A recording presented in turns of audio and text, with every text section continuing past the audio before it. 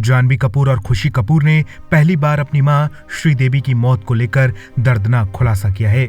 जानवी और खुशी ने बताया है कि जब उन्हें श्रीदेवी की मौत की खबर मिली तो उनका क्या रिएक्शन था। हाल ही में खुशी और जानवी करण जौहर के चैट शो कॉफी विद करण में पहुंची थी।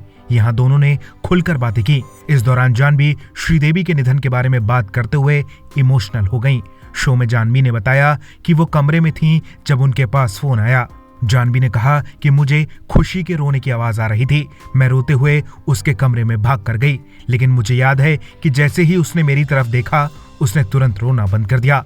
जानवी ने कहा कि खुशी मेरे पास बैठ गई और मुझे शांत कराने लगी। उस दिन के बाद मैंने कभी उसे रोते हुए नहीं देखा।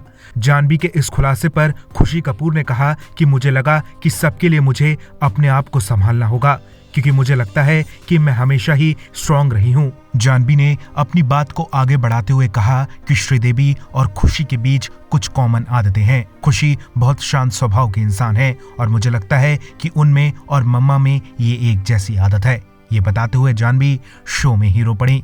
श्रीदेवी का निधन 24 फरवरी 2018 को दुबई के एक होटल के कमरे में बाथटब में डूबने से हुआ था। वो अपने परिवार के साथ मोहित मारवा की शादी अटेंड करने गई थीं। शादी के बाद पूरा परिवार वापस लौट आया, लेकिन श्रीदेवी वहीं रुक गईं।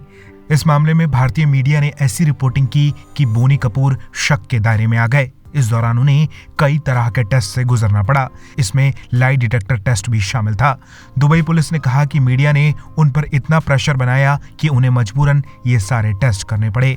हालांकि रिपोर्ट आने पर यह साफ हुआ कि श्रीदेवी की मौत एक्सीडेंटल थी। इन्हीं सब के चलते श्रीदेवी का शव 3 दिनों तक रखा रहा और आखिरकार 27 फरवरी को मुंबई में उनकी शव यात्रा निकाली गई। इस शव यात्रा में सड़कों पर लाखों लोगों की भीड़ टूट पड़ी। राजकीय सम्मान के साथ श्रीदेवी का अंतिम संस्कार किया गया। ब्यूरो रिपोर्ट, बॉलीवुड पे चर्चा।